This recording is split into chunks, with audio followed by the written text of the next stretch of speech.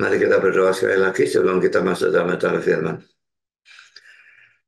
Bapa di surga, terima kasih bahwa dalam kebaktian ini kami kembali mendapatkan kesempatan, kebebasan untuk membaca, untuk mendengar, untuk mempelajari, untuk merenungkan sebagian firman Tuhan. Dan kami sekali lagi mohon supaya Engkau hadir di sini di gereja maupun di tempat setiap peserta untuk memimpin, mengarahkan, memberkati dalam sepanjang acara penyampaian maupun penerimaan firman.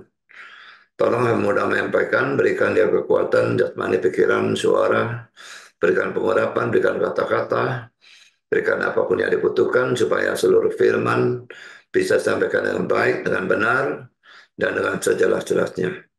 Dan lengkapi bungkus firman-Mu dengan kuasa dan pekerjaan roh-Mu, supaya jangan semua itu keluar dan kembali dengan sia-sia. Tapi biarlah semuanya tertanam tubuh berbuah dalam kehidupan kami untuk kemuliaan nama Tuhan. Dan tolong kami semua dalam mendengar, berikan kami hati yang terbuka, kesegaran, konsentrasi yang baik dari awal di akhir, dan terang secukupnya supaya bisa mengerti, dan setelah kami mengerti, berikan kami ketundukan. Supaya kami bukan hanya menjadi pendengar dan pengerti firman, tapi menjadi pelaku firman dan kalau boleh pemberita firman.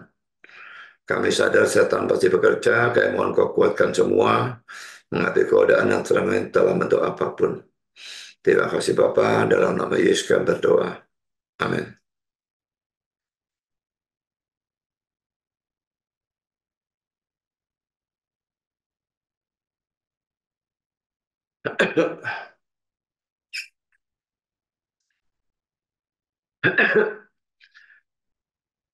Um, Kitab 2 Samuel ini sudah sangat lama kita tinggalkan ya. Dari dulu terakhir sampai pada 2 Samuel pasal 9 dan itu sudah selesai. Dan sekarang kita masuk dalam 2 Samuel pasal 10 ayat 1 sampai dengan 19. Tapi ini membutuhkan beberapa session, mungkin 3 atau 4 session. Dan ini adalah session yang pertama. Dan saya berikan judul kebaikan yang dibalas dengan kejahatan. Kita baca lebih dulu seluruh pasal ya. 2 Samuel 10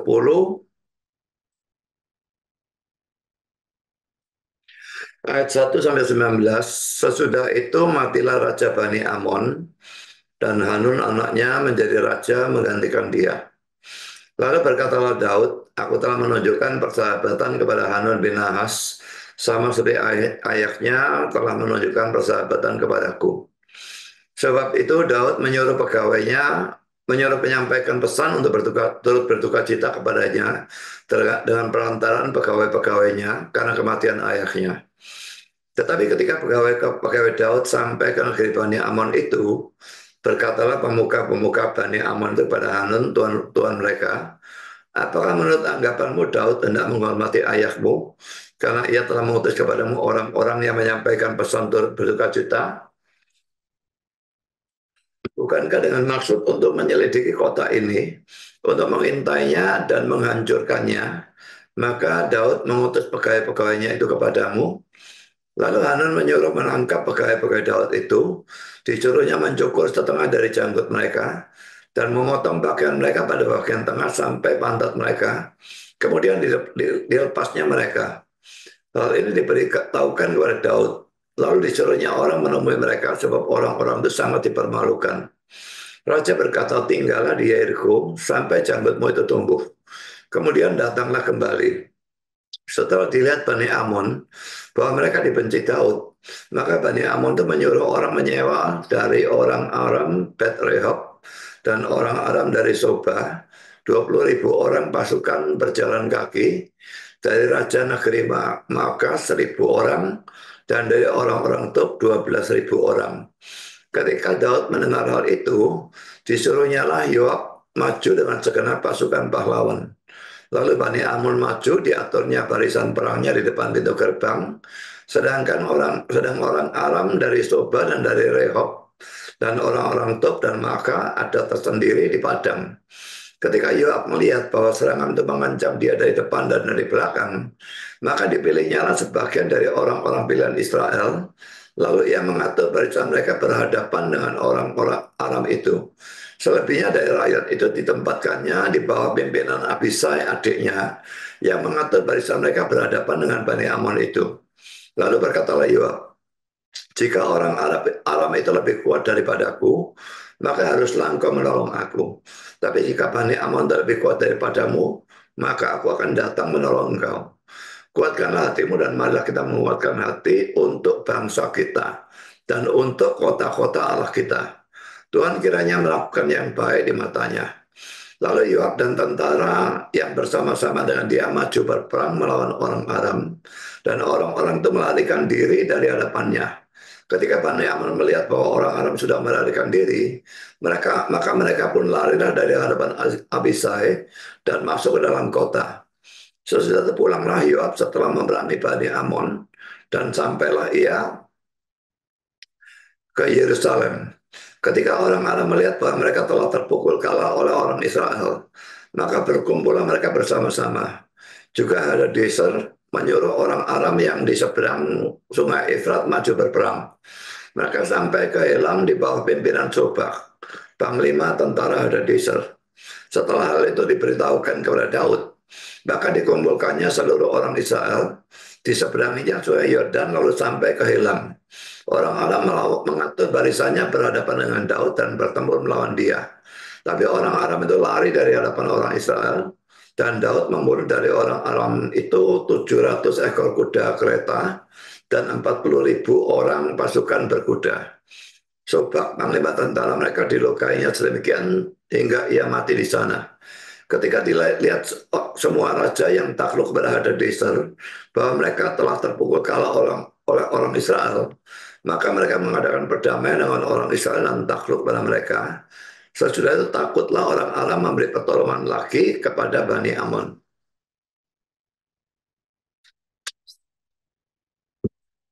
Saya mulai dengan suatu pendahuluan dalam komentar dari Calvin ya. Kitab suci menjelaskan di sini bagaimana Daud terpaksa untuk pergi berperang lagi. Sekalipun kelihatan bahwa Allah telah mengalahkan semua musuh-musuhnya, sehingga tidak ada yang bisa mengganggu dia lagi. Bagian yang akhir ini ya, kelihatan bahwa Allah telah mengalahkan semua musuh-musuhnya ini ya. Mungkin yang memaksudkan 2 Samuel 7 ayat 1, ketika raja telah menetap di rumahnya, dan Tuhan telah mengaruniakan keamanan kepadanya terhadap semua musuhnya di sekeliling. Sekarang saya berikan komentar dari Matthew Henry tentang 2 Samuel 7 ayat 1 ini ya. Disinilah pertama Daud beristirahat. Ia duduk di rumahnya, ayat 1, tenang dan tidak diganggu. Tidak mempunyai alasan untuk memulai suatu operasi militer. Tuhan telah memberikan dia keamanan atau istirahat dari semua yang adalah musuh-musuh di sekelilingnya terhadap kedudukannya di takhta. Dan ia membuat dirinya menikmati istirahat itu. Titik-titik, ia tidak lama beristirahat. Ini yang perlu diperhatikan ya, bukan istirahatnya yang saya tekankan, tapi dia tidak lama beristirahat. Memang hidup orang percaya adalah suatu peperangan. Kadang-kadang bisa ada istirahat, tetapi itu tidak akan terlalu lama. Memang kita bukan perang secara jasmani atau sekuler, tetapi suatu peperangan rohani ya. Setan tidak akan membiarkan kita tenang-tenang terus. Apalagi Daud yang bukan hanya orang percaya, tetapi yang pada masa tenangnya ingin mendirikan bait suci. Itu kita bisa melihat di dalam 2 Samuel 7 ayat 2. Ini langsung lanjutan dari ayat tadi di sini ya. 2 Samuel 7 ayat 1 ini ya. Yang sekalipun tidak diizinkan oleh Tuhan dalam 2 Samuel 7 ayat 4 dan seterusnya, tapi ia tetap menyediakan segala sesuatu yang dibutuhkan untuk mempermudah anaknya Salomo nanti dalam membangun bait suci itu. Dan ini ada dalam 1 Tawaris 22 ayat 1 dan seterusnya.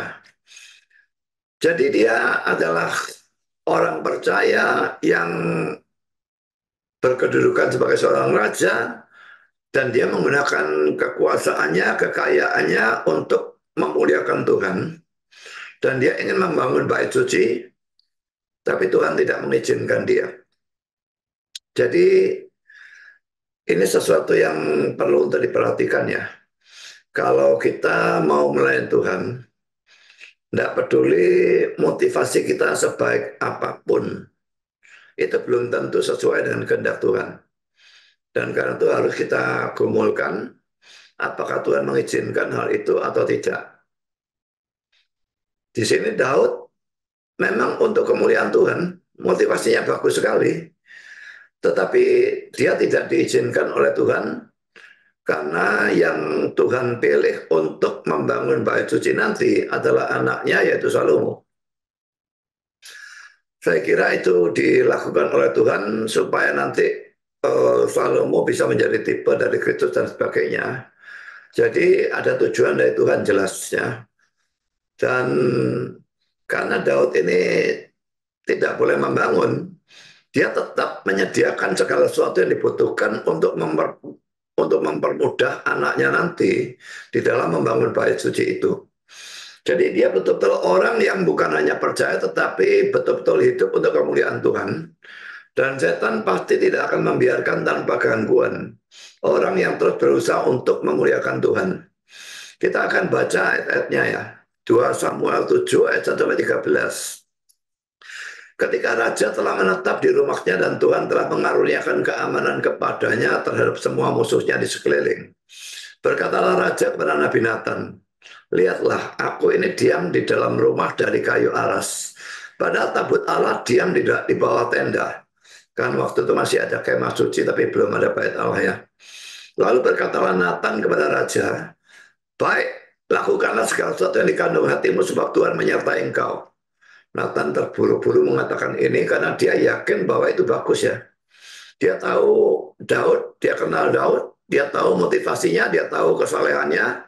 Jadi dia pikir pasti bagus karena itu dia menyetujui. Tapi dia tidak memberitakan kata-kata ini dari Tuhan. Dari dia sendiri. Tetapi pada malam itu juga datanglah firman Tuhan kepada Nathan demikian. Pergilah katakanlah kepada hambaku Daud. Bagilah firman Tuhan, masakan engkau yang mendirikan rumah bagiku untuk kudiami? Aku tidak pernah diam dalam rumah sejak aku menuntun orang Israel dari Mesir sampai hari ini. Tetapi aku selalu mengembara dalam kemah sebagai kediaman. Selama aku mengembara bersama-sama seluruh orang Israel, pernahkah aku mengucapkan firman kepada salah seorang hakim orang Israel yang kuperintahkan mengembalakan umatku Israel demikian? Mengapa kamu tidak mendirikan bagiku rumah tidak mendirikan bagiku rumah dari kayu aras? Oleh sebab itu beginilah kau katakan kepada hambaku Daud, beginilah firman Tuhan semesta alam, akulah yang mengambil engkau dari padang ketika menggiring kambing domba untuk menjadi raja atas umatku Israel. Aku telah menyertai engkau di segala tempat yang kau jalani dan telah melenyapkan segala musuhmu dari depanmu. Aku membuat besar namamu seperti nama orang-orang besar yang ada di bumi. Aku menentukan tempat bagi umatku Israel dan menanamkannya sehingga ia dapat diam di tempatnya sendiri dengan tidak lagi dikejutkan dan tidak pula ditindas oleh orang-orang lalim seperti dahulu. Sejak aku mengangkat hakim-hakim atas umatku Israel, aku mengaruniakan keamanan kepadamu daripada semua musuhmu. Juga diberitahukan Tuhan kepadamu, Tuhan akan memberikan keturunan kepadamu.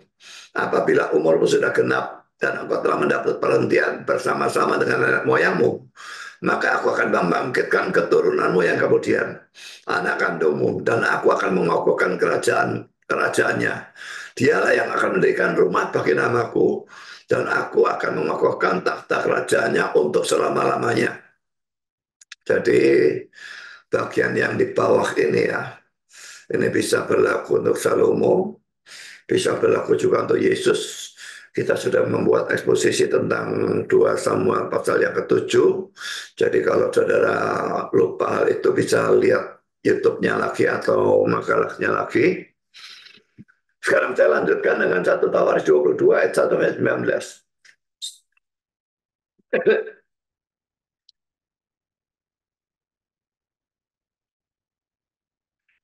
Lalu berkatalah Daud, disinilah rumah Tuhan Allah kita, dan disinilah mezbah untuk korban bakaran orang Israel. Daud menyuruh mengumpulkan orang-orang asing yang ada di negeri orang Israel, lalu ditempatkannya tukang untuk memahat batu-batu pahat yang akan dipakai untuk mendirikan rumah Allah. Selanjutnya Daud menyediakan sangat banyak besi untuk paku-paku bagi daun pintu gerbang dan bagi tupai-tupai. Juga sangat banyak tembaga yang tidak tertimbang beratnya dan kayu aras yang tidak terbilang banyaknya. Sebab orang Sidon dan orang Tirus membawa sangat banyak kayu aras bagi Daud. Karena pikir Daud, Salomo anakku masih muda dan kurang berpengalaman. Dan rumah yang harus didirikannya bagi Tuhan haruslah luar biasa besarnya, sehingga kenamaan dan termasyhur di segala negeri. Sebab itu baiklah aku mengadakan persediaan baginya. Lalu Daud membuat sangat banyak persediaan sebelum ia mati. Kemudian dipanggilnya Salomo anaknya dan diberinya perintah kepadanya untuk mendirikan rumah bagi Tuhan Allah Israel. Kata Daud kepada Salomo, anakku, aku sendiri bermaksud hendak mendirikan rumah bagi nama Tuhan Allahku.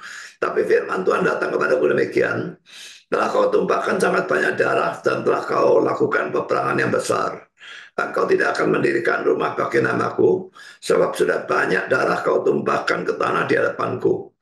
Sesungguhnya seorang anak laki-laki akan lahir bagimu, ia akan menjadi seorang yang dikaruniai keamanan. Ia akan aku akan mengaruniakan keamanan kepadanya dari segala musuhnya di sekeliling. Ia akan bernama Salomo, sejahtera dan sentosa akan kuberikan atas Israel pada zamannya. Dialah yang akan mendirikan rumah bagi namaku, dan dialah yang akan menjadi anakku, dan aku akan menjadi bapaknya. Aku akan mengokohkan takhta kerajaannya atas Israel sampai selama-lamanya. Maka sekarang, hai anakku, Tuhan kiranya menyertai engkau, sehingga engkau berhasil mendirikan rumah Tuhan Allahmu, seperti yang difirmankannya mengenai engkau. Hanya Tuhan kiranya memberikan kepadamu akal budi dan pengertian, dan membuat engkau menjadi pemegang perintah atas Israel, supaya engkau memelihara Taurat Tuhan Allahmu. Maka engkau akan berhasil jika engkau melakukan dengan setia ketetapan-ketetapan dan hukum-hukum yang diberikan Tuhan kepada Musa untuk orang Israel. Kuatkan dan teguhkanlah hatimu. Janganlah takut dan janganlah tawar hati. Sesungguhnya sekalipun dalam kesusahan, aku telah menyediakan untuk rumah Tuhan itu 100.000 talenta emas dan 1.000.000 talenta perak. Dan sangat banyak tembaga dan besi, sehingga beratnya tidak tertimbang. Juga aku telah menyediakan kayu dan batu. Tetapi baiklah engkau menambahnya lagi. Lagi pula engkau mempunyai sangat banyak pekerja, yakni pemahat-pemahat batu, tukang-tukang batu dan kayu, dan orang-orang yang ahli dalam segala macam pekerjaan. Emas, perak, tembaga, dan besi yang tidak terhitung banyaknya. Mulailah bekerja. Tuhan kiranya menyertai engkau. Dan Daud memberi perintah kepada segala pembesar Israel itu untuk memberi bantuan kepada Salomo anaknya, katanya, bukankah Tuhan Allahmu menyertai kamu dan telah mengaruniakan keamanan kepadamu ke segala penjuru? Sungguh ia telah menyerahkan penduduk negeri ini ke dalam tanganku, sehingga negeri ini takluk ke hadapan Tuhan dan kepada umatnya. Maka sekarang arahkanlah hati dan jiwamu untuk mencari Tuhan Allahmu. Mulailah mendirikan tempat kudus Tuhan Allah, supaya tabut perjanjian Tuhan dan perkakas kudus Allah dapat dibawa masuk dalam rumah yang didirikan bagi nama Tuhan.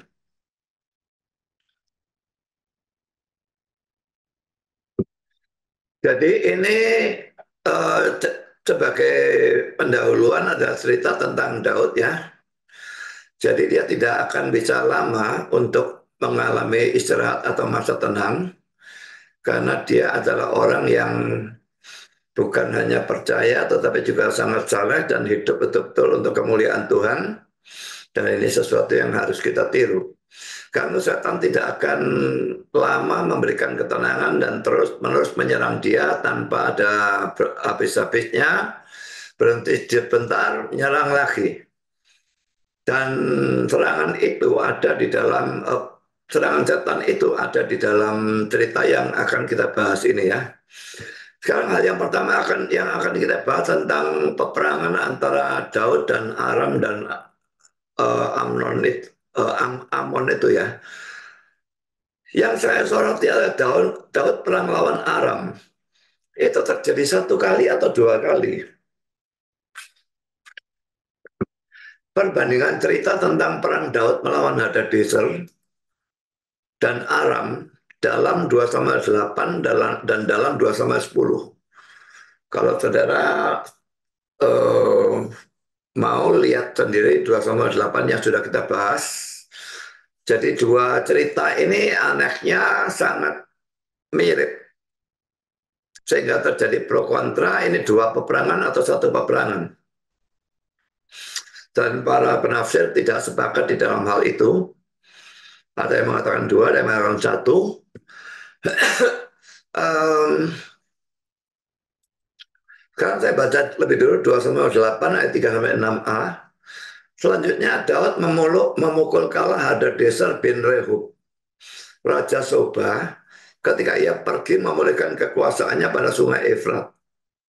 Daud menawan daripadanya 1.700 orang pasukan berkuda dan 20.000 orang pasukan berjalan kaki. Lalu Daud menyuruh memotong urat keting segala kuda kereta, tetapi dengan meninggalkan 100 ekor kuda kereta. Lalu orang Aram dari Damsyik datang menolong Hadadezer, Raja Soba.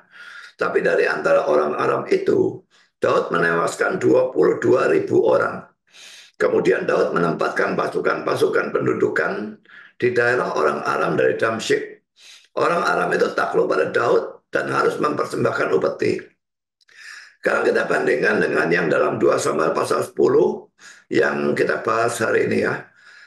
Mulai ayat 6 sampai 19, setelah dilihat Bani Amon bahwa mereka dibenci Daud, maka Bani Amon itu menyuruh orang menyewa dari orang Aram Bet Rehob dan orang Aram dari Soba 20 ribu orang 20.000 orang pasukan berjalan kaki dari raja negeri Maaka 1.000 orang dan dari orang-orang Tob 12.000 orang.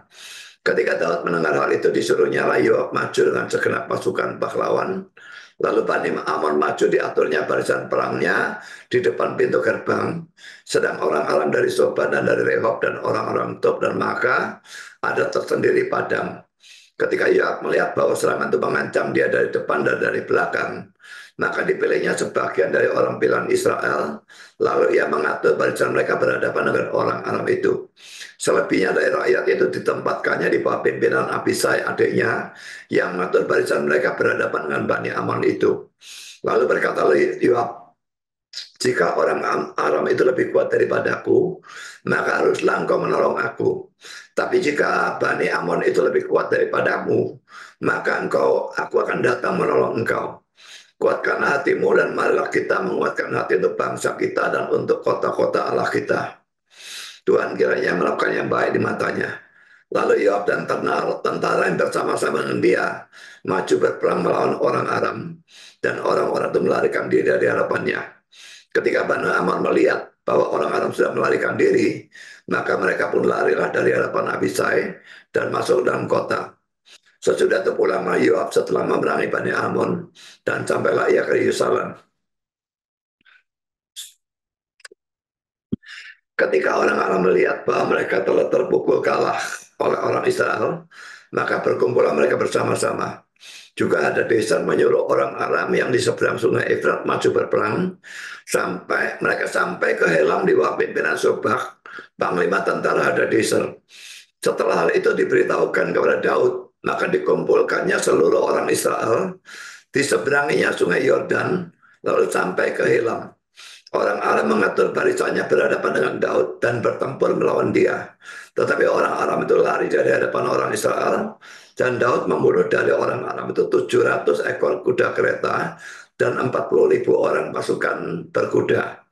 Sobak, panglima tentara mereka, dilukainya sedemikian hingga ia mati di sana. Ketika dilihat semua raja yang takluk pada Hadadezer bahwa mereka telah terpukul kalah oleh orang Israel, maka mereka mengadakan perdamaian dengan orang Israel dan takluk pada mereka. Sesudah itu takutlah orang Aram memberi pertolongan lagi kepada Bani Amon. Jadi saudara, ada yang menganggap bahwa ini adalah dua peperangan yang berbeda. Dan kalau mau melihat yang lebih aneh lagi, di dalam kitab Tawarikh itu juga diceritakan dua kali. Saya lupa satu Tawarikh kalau tidak salah ya. Jadi kenapa kalau ini adalah satu peperangan kok diceritakan dua kali? Dan di dalam dua bagian kitab suci, dalam 2 Samuel 8 dan 10, kalau dalam Tawar itu pasalnya berurutan. Kalau ada salah pasal 18 dan 19, saya lupa pasalnya. Nanti mungkin kita bisa lihat. Jadi ada yang menganggap dua perang yang berbeda, tapi ada yang menganggap itu adalah satu peperangan yang sama, tapi mungkin disoroti dengan cara yang berbeda atau um, dari sudut pandang yang berbeda ya. Sekarang tafsiran dari Bible Knowledge Commentary tentang ayat 15 sampai 19 ini ya. Dalam 2 Samuel 10 ya. Ini adalah cerita yang kedua tentang suatu penaklukan dari Hadadezer oleh Daud. Bandingkan 2 Samuel 8 ayat 3 sampai 8. Kelihatannya pasal 2 Samuel 8 mencatat suatu pengurangan awal dari orang-orang Aram dari Sobah pada penaklukan Israel. Sedangkan pasal 2 Samuel 10 mengambil suatu pemberontakan Aram terhadap penguasaan Daud. Suatu pemberontakan yang dikalahkan atau dihancurkan dan yang menghasilkan ketundukan Aram yang berlanjut. Ya, jadi kalau menurut dia dua peperangan. Yang peperangan itu peperangan pertama itu mereka belum ditumpas habis. Jadi suatu pengurangan awal ya, itu pasal 8. Tapi pasal 10-nya orang Aramnya itu masih punya kekuatan memberontak. Lalu dikalahkan dan dihancurkan dan menghasilkan ketundukan Aram yang berlanjut. Ya. Sekarang poin yang kedua, pada umumnya para penafsir menganggap itu sebagai satu peperangan yang sama. Bible Commentary mengatakan seperti ini. Perang ini telah disebutkan secara sangat singkat dalam 8:12. Tetapi kita sekarang memasuki suatu cerita yang kepentingan atau perhatiannya sama sekali berbeda dengan semua yang telah terjadi sebelumnya. Jadi memang itu suatu yang sering terjadi, diceritakan singkat, atau diceritakan lagi secara lebih mendetail. Itu banyak terjadi dalam Alkitab ya. Sekarang tafsiran dari Albert Barnes dalam membandingkan seluruh pasal ini dengan 2 Samuel 8 ayat 3-13 dan 1 Tawaris 19 dan 1 Tawaris 18. Ya, dalam Tawaris pasalnya berurutan. Pasal 18 perang yang pertama, pasal perang yang kedua. Mau sama atau tidak sama, pokoknya dua perang dalam dua pasal yang berurutan ya. Kelihatannya bukannya tidak mungkin bahwa mereka adalah dua cerita tentang perang yang satu dan sama. Cerita yang terdahulu, 2 Samuel 8 ayat 3-13, dimasukkan di luar urut-urutan kronologisnya. Bilangan orang yang dibunuh dalam kedua peristiwa, 42.000 di dalam 2 Samuel 8, 4 dan 5. 40.000 di dalam 2 Samuel 10 ayat 18. 700 2 Samuel 8 ayat 4 dan pasal 10 ayat 18. Jadi sama di sini. Yang tadi 42 dan 40 beda 2000. Lokasi dari perang, penyebutan tentang sungai Efrat, orang-orang yang terlibat, Daud, Yoab, dan Abisai pada satu pihak. Hadarezer dan raja-raja atau budak taklukan di pihak yang lain adalah terlalu mirip untuk membuatnya mungkin bahwa mereka termasuk pada dua perang yang berbeda. Jadi alasan dia sangat banyak kemiripan antara dua cerita ini, sehingga rasanya tidak memungkinkan ini dua cerita yang berbeda. Sekarang saya berikan komentar dari Kyle Endelitz.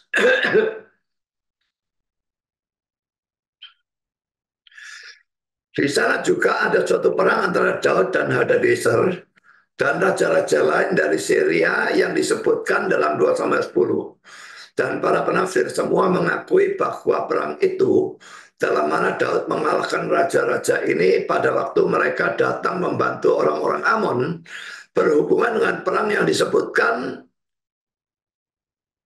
Ini yang disebutkannya dua kali. Berhubungan dengan perang yang disebutkan dalam pasal ini, yaitu pasal 8. Tetapi hubungannya biasanya dianggap seperti ini, bahwa perang Daud dengan orang-orang Aram yang pertama diberikan dalam pasal 8. Dan yang kedua dalam pasal 10. Tapi hanya dengan alasan karena pasal 10 berada setelah pasal 8. Pandangan ini jelas merupakan pandangan yang salah. Jadi dia tidak setuju kalau itu dua perang ya. Menurut pasal di depan kita, perang yang disebutkan di sana berakhir dalam penaklukan sepenuhnya dari raja-raja dan kerajaan-kerajaan Aram.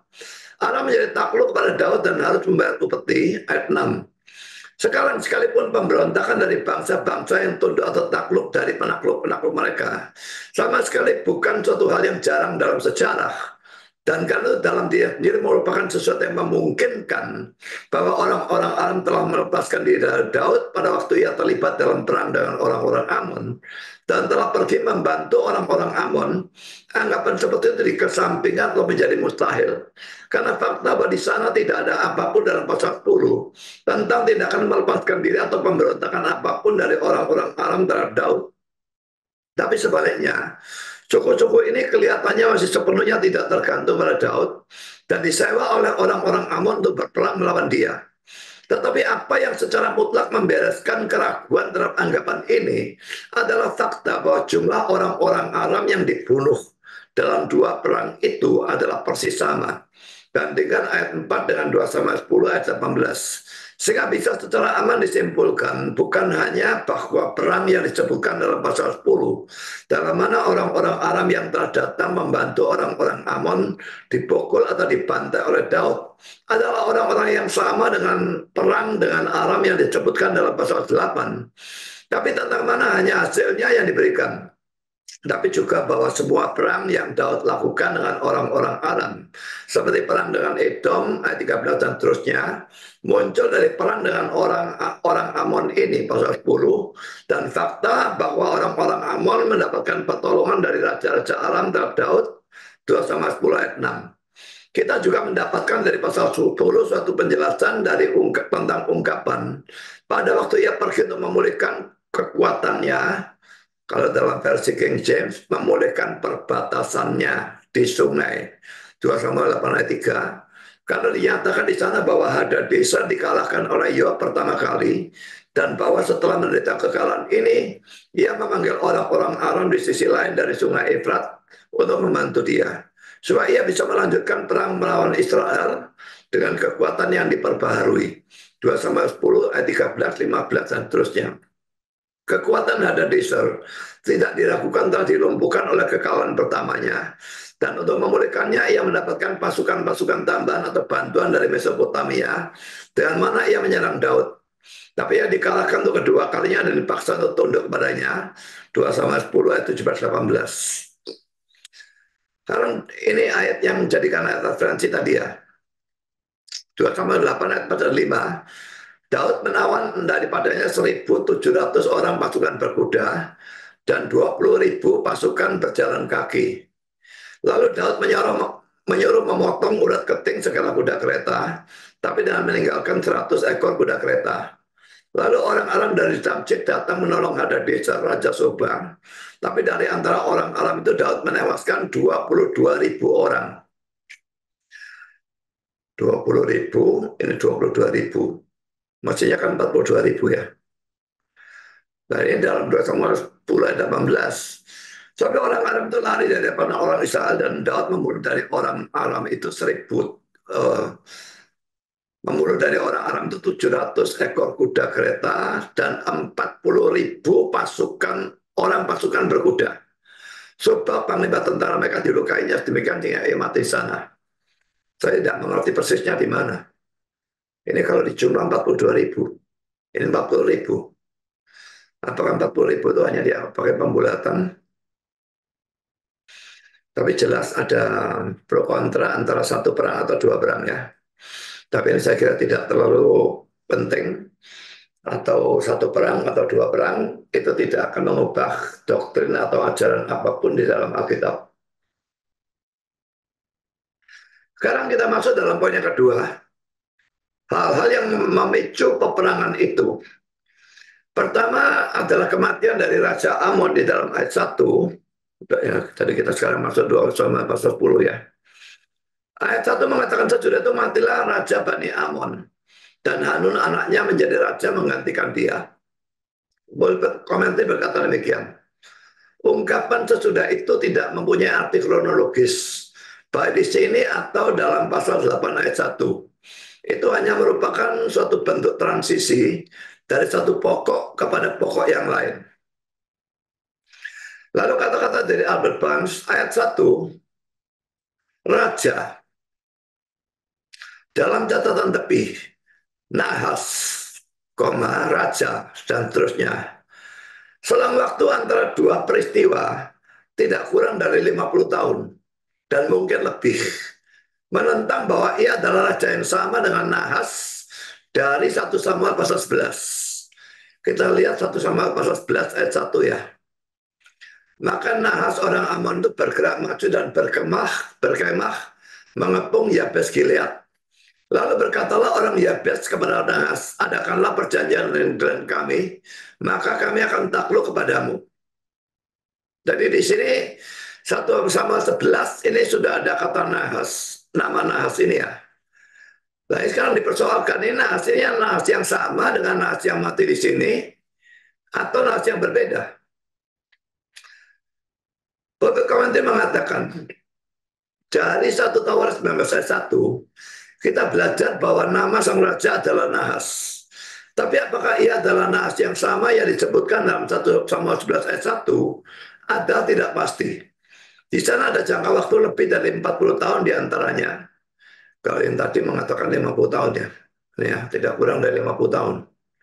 Ya ini 40 tahun, ya mereka bisa memperkirakan saja, tidak bisa memastikan ya. Tetapi Nahas mungkin adalah seorang muda, baru duduk di takhta pada waktu dia menyerang Yabes Gilead. Dan Saul yang memeranginya bisa hidup kalau bukan karena pertempuran di Gilboa. Bisa masih hidup kalau bukan karena pertemuan di Gilboa. Jadi maksudnya Saul itu kan mati bukan karena usia yang tua. Dia masih bisa perang, tapi dia mati dalam peperangan dalam 1 Samuel 31. Jadi kalau Nahas dan Saul perang berarti mereka sejaman. Kalau Saul itu masih bisa hidup sampai sekarang, seandainya dia tidak mati di dalam 1 Samuel 31, maka Nahas juga demikian gitu ya. Nama Nahas itu berarti seekor ular. Jadi itu bisa merupakan satu nama yang diambil oleh beberapa raja bangsa Amon. Ayat-ayat yang digunakan 1 Samuel 19 ayat 1 Tawaris 19 ayat 1. Sesudah itu matilah Nahas raja Bani Amon, lalu anaknya menjadi raja menggantikan dia. Juga ini kelihatan dari 2 Samuel 10 ayat yang kedua. Dan kita sekarang akan baca 1 Samuel 11 ayat 1 dan 2. Maka Nahas orang Ammon itu bergerak maju dan berkemah mengepung Yabes Gilead. Lalu berkatalah semua orang Yabes Gilead itu pada Nahas, adakanlah perjanjian kami, maka kami akan takluk kepadamu. Tapi Nahas orang Ammon itu berkata pada mereka, dengan syarat inilah aku akan mengadakan perjanjian dengan kamu, bahwa tiap mata kananmu akan kucungkil. Dengan demikian aku mendatangkan malu kepada segenap orang Israel. Jadi ini satu kekejaman luar biasa dari Nahas ini. Sudah orangnya menyerah, dia tidak mau. Kalau mau menyerah boleh, tapi tiap mata kananmu harus dicungkil. Bayangkan bagaimana kalau mata kanan dicungkil ya. Zaman itu tidak ada pembiusan dan sebagainya. Dicungkil begitu saja dengan pisau atau benda tajam. Rasanya bagaimana? Nanti kita akan melihat dari komentar-komentar para penafsir bahwa memang ada pro dan kontra apakah Nahas ini adalah Nahas yang sama dengan Nahas di dalam 1 Samuel 11 ayat 1 dan 2. Sekarang poin yang kedua ya. Pada waktu Nahas itu mati, Daud mau menunjukkan persahabatan dengan anaknya yang naik takhta menggantikan Nahas itu. Dan anaknya bernama Hanun bin Nahas. Hanun anak laki-laki dari Nahas itu artinya ya. Ayat yang kedua, kita baca ayat kedua, lalu berkatalah Daud, aku akan menunjukkan persahabatan kepada Hanun bin Nahas. Sama seperti ayahnya telah menunjukkan persahabatan kepadaku. Sebab itu Daud menyuruh menyampaikan pesan turut berduka cita kepadanya dengan perantaraan pegawai-pegawainya karena kematian ayahnya. Tapi ketika pegawai-pegawai Daud sampai ke negeri Bani Amon itu, ya, ini menunjukkan persahabatan. Tapi dalam King James, NIV, NASB, ASD, New King James, dan YLT, kindness atau kebaikan. Aku akan menunjukkan kebaikan. Lalu dalam RSV, deal loyally, bertindak dengan setia. Ya, akan menunjukkan ya pokoknya tindakan yang setia kepada Hanun bin Nahas gitu ya. Sekarang kata-kata Calvin ya tentang hal ini ya. Motivasinya adalah baik dan kudus. Tetapi ia dipaksa untuk berperang melawan Raja Bani Amon. Di sana tidak ada keraguan bahwa peristiwa ini yang dikutip langsung di atasnya memaksa dia melakukan hal itu. Adalah benar bahwa itu tidak terjadi tanpa rencana rahasia Allah. Perang ini kan dosa ya. Yang memulai dosa pasti. Yang dari pihak Daud tidak, tetapi yang memulai jelas dosa. Tapi tetap Calvin mengatakan adalah benar bahwa itu tidak terjadi tanpa rencana Allah ya. Jadi rencana Allah jelas memang mencakup dosa. Karena itu harus disimpulkan bahwa orang-orang Amon datang untuk menyerang dia. Dan sekalipun ia hanya berusaha untuk menjadi sahabat mereka, tetap mereka telah membuatnya marah sedemikian rupa, sehingga ia tidak bisa menghindari untuk memerangi mereka.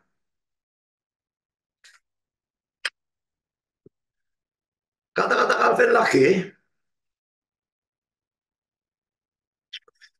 jika seseorang bertanya apa yang dimaksudkan teks itu dengan kebaikan dari Raja Amon kepada Daud, orang-orang Yahudi yang berbakat dalam menciptakan dusta-dusta berkata bahwa setelah ayah dan ibu Daud disembelih oleh Raja Moab dan sisa keluarga mereka telah melarikan diri, maka Raja Amon menerima mereka dan memperlakukan mereka dengan baik.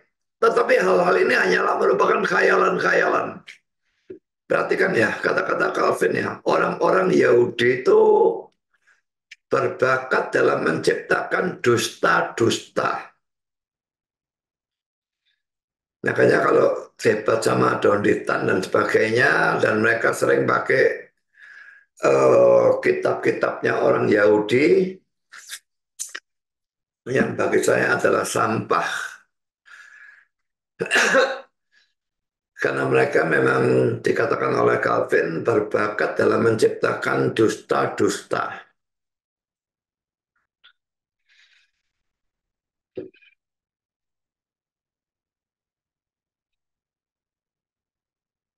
Jadi mereka mengatakan ayah dan ibu Daud disembelih oleh Raja Moab.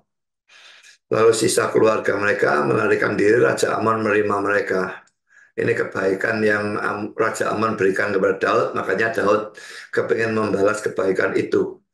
Tapi ini merupakan khayalan saja, kata Calvin, dan ini dusta-dustanya Yahudi. Sekarang saya lanjutkan dengan kata-kata Calvin. Adalah benar bahwa bangsa Amon ditahan pada jarak tertentu dan ditolak dari gereja oleh hukum Taurat. Ulangan 23 ayat 4. Tetapi sekalipun demikian, tidak dikatakan bahwa Daud tidak bisa bertindak dengan baik terhadap mereka. Karena ia tidak dicela atau dikritik karena mempunyai suatu hubungan yang dekat dengan Raja Hiram. Jadi tidak ada masalah sebetulnya ya. Kalau cuma bersahabat itu tidak masalah. Hiram ini juga kafir, Amon itu juga kafir. 2-5 ayat yang ke-11 yang adalah seorang penyembah berhala. Kita juga melihat bahwa Abraham mempunyai satu hubungan yang dekat dengan mereka yang tidak mempunyai persamaan dengan dia dalam hal agama. Kejadian 21 ayat 22 dan seterusnya. Tidak dikatakan bahwa seseorang harus mengusahakan hubungan yang dekat seperti itu. Tetapi sebagaimana Allah memberikan peristiwa-peristiwa untuk mereka, kadang-kadang adalah perlu untuk membentuk hubungan-hubungan dekat itu. Ya, hanya kadang-kadang butuh hubungan dekat, tidak ada masalah sebetulnya. Tapi memang tidak diperintahkan untuk melakukan hubungan dekat itu. Sekarang saya bacakan ayat referensi yang diberikan oleh Calvin. Ulangan 23, 34. Seorang Amon atau seorang Moab janganlah masuk jemaat Tuhan. Bahkan keturunannya yang ke-10 pun tidak boleh masuk jemaat Tuhan sampai selama-lamanya. Karena mereka tidak menyongsong kamu dengan roti dan air. pada waktu perjalanannya mau keluar dari Mesir. Dan karena mereka mengubah Bileam bin Beor dari Petor di arah Mesopotamia, melawan engkau supaya dikutukinya engkau. Lalu 2 Samuel 5 ayat 11, Hiram Raja negeri Tirus mengirim utusan kepada Daud dan kayu alas, tukang kayu, dan tukang-tukang batu. Mereka mendirikan istana bagi Daud. Ini kayu alas atau kayu alas ya, coba saya cek ya. 2 Samuel 5 ayat 11.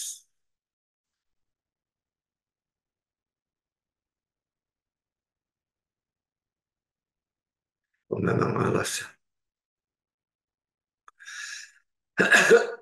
Sekarang ini peristiwanya Abraham. Keluar Kejadian 21, 22, sampai 24.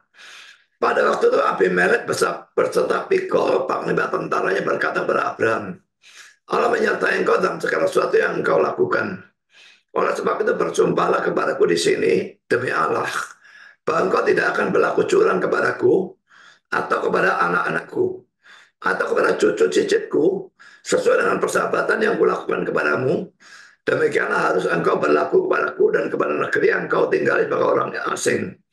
Lalu kata Abraham, aku bersumpah. Ya, jadi ini mengikat persahabatan, tidak akan saling memusuhi dan sebagainya.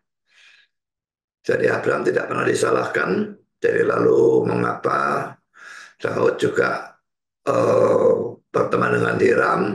Lalu mengapa kalau dengan uh, rajanya orang Amon ini lalu tidak boleh? Sekarang saya lanjutkan dengan komentar dari Calvin.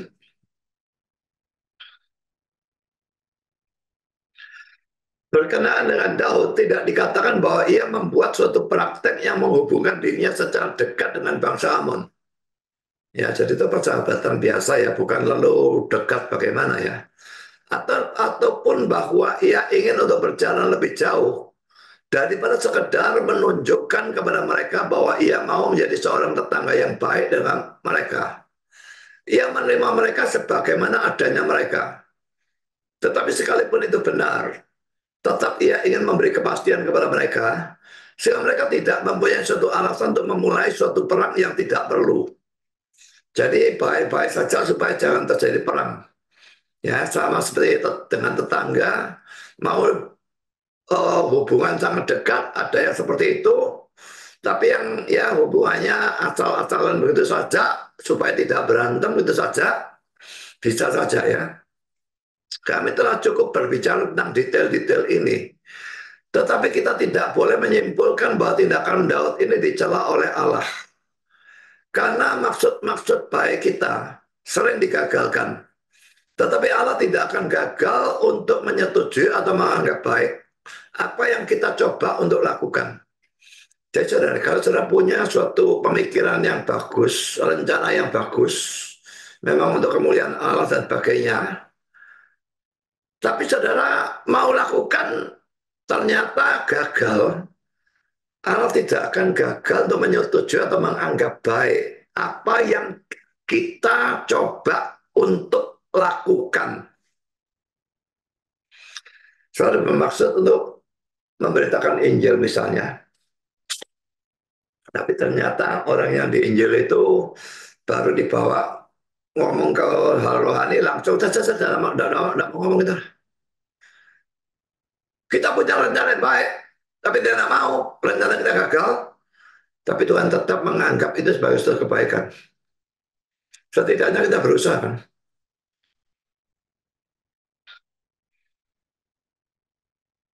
Demikianlah terjadi pada Daud.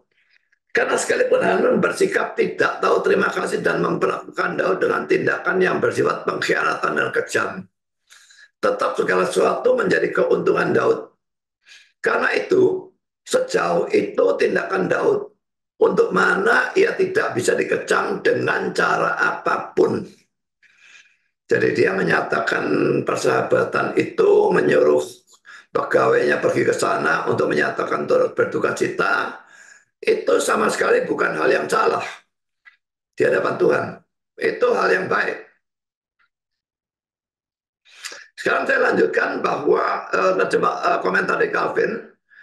Jadi pada waktu itu berurusan dengan melakukan hal yang baik, hendaklah kita tidak terlalu memikirkan keuntungan kita sendiri. Hendaklah kita tidak berspekulasi untuk tahu apa hasilnya nanti. Hendaklah kita meletakkan semuanya dalam tangan Allah. Karena hasilnya tergantung pada Dia. Dan marilah kita melakukan apa yang Ia perintahkan kepada kita. Jadi, karena kita harus membalas kejahatan dengan kebaikan. Jika itu memperkenan Dia atau dikehendakinya bagi seseorang untuk membalas kebaikan kita dengan kejahatan. Dan kelihatannya kita telah membuang-buang waktu kita. Hendaklah kita menyadari bahwa Ia tetap berkenan dengan pelayanan kita pada waktu kita bertindak dengan cara ini. Jadi saudara, dari cerita Daud yang mau melakukan kebaikan kepada Hanun ini, lalu dibalas dengan suatu kejahatan. Jangan kita lalu memikirkan itu pasti akan selalu terjadi. Jadi buat apa aku berbuat baik kepada orang lain? Apakah itu kafir? Berbuat baik kepada mereka, nanti mereka balas kebaikan dengan kejahatan. Kan itu tidak selalu seperti itu kan. Jadi hendaklah kita tidak berspekulasi untuk tahu apa hasilnya nanti. Pokoknya kalau itu hal yang baik, ya lakukanlah.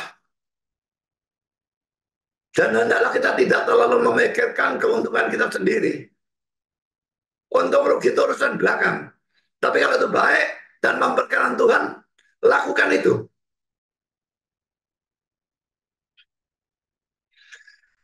Lalu hendaklah kita meletakkan semuanya dalam tangan Allah. Karena hasilnya tergantung pada Dia. Dan marilah kita melakukan apa yang Ia perintahkan kepada kita. Apapun yang Dia perintahkan, kita lakukan. Hasilnya bagaimana bukan urusan kita, saudara. Tapi kita melakukan dengan sebaik-baiknya. Kalau nanti ternyata hasilnya buruk, menimbulkan permusuhan, ya sudah, mau diapakan. Makanya kalau orang mengatakan saya debat dengan Muslim, tidak ada gunanya dan sebagainya. Tuhan memerintahkan saya untuk memberitakan Injil. Saya memberitakan Injil melalui khotbah, saya memberitakan Injil melalui pengajaran, saya memberitakan Injil melalui tulisan. Tapi karena saya juga punya karunia debat, saya memberitakan Injil melalui debat.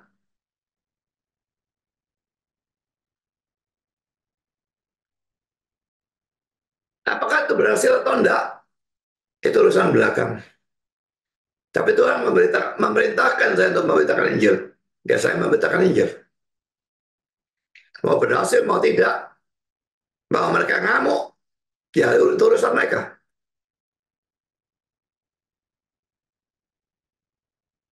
Tapi kita harus mentaati Tuhan tanpa peduli untung ruginya.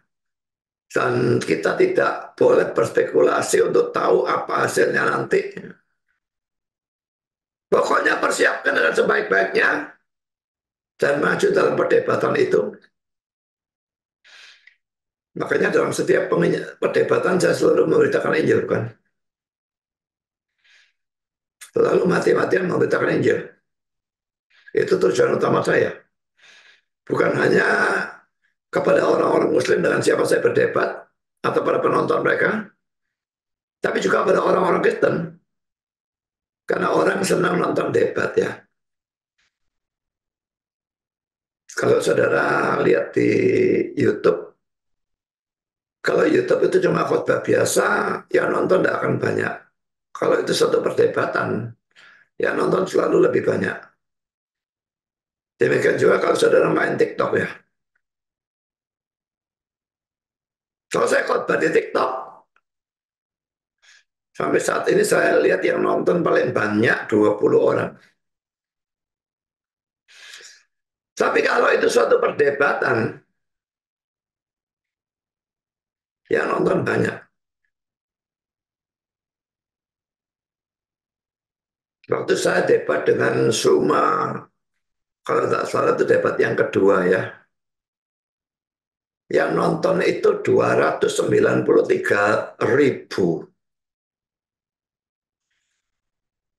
Ya memang mungkin mayoritas Islam, tetapi saya yakin Kristennya juga banyak.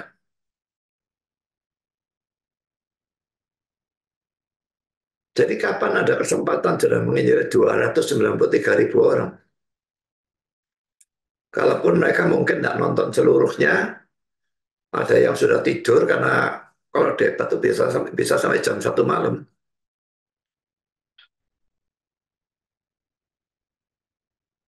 Tapi sedikitnya yang nonton ratusan ribu orang, anggap saja separuh tidur lah. Tapi pada bagian awal mereka sudah nonton. Dan yang separuh bisa nonton seluruhnya sampai habis. Jadi kapan lagi ada kesempatan seperti itu?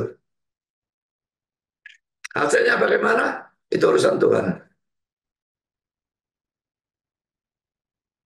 Dan saya juga tidak memikirkan untung ruginya saya. Di TikTok itu, kalau saya belum pernah main TikTok ya, kalau orang senang dengan apa yang kita lakukan, lalu orang memberikan gift, memberikan pemberian berupa koin gitu ya. Ya tentu saja yang didapat oleh Suma itu jauh lebih banyak.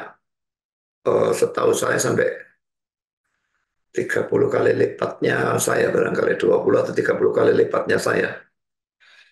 Karena jelas penonton muslimnya jauh lebih banyak. Ya, jadi dia untung, tapi orang-orang bilang jangan dapat sama dia di TikTok, dia dapat koin. Biarin lah saya dapat koin. Yang ngasih koin kan juga orang Islam.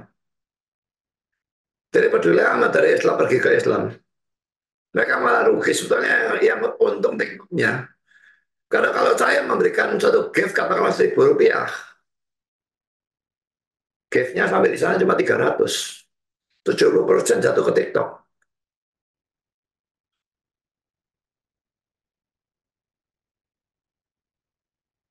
Jadi saya sendiri cuma dapat ya berapa ya, paling tinggi dulu pernah mendapatkan $7 sekian lah.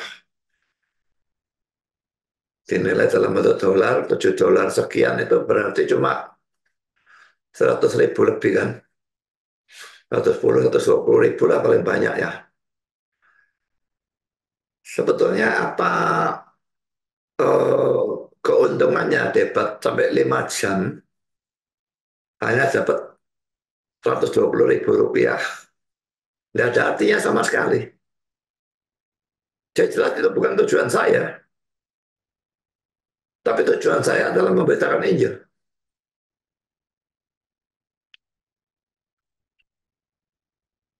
Saya debat terbuka dengan Nonditan barusan ini.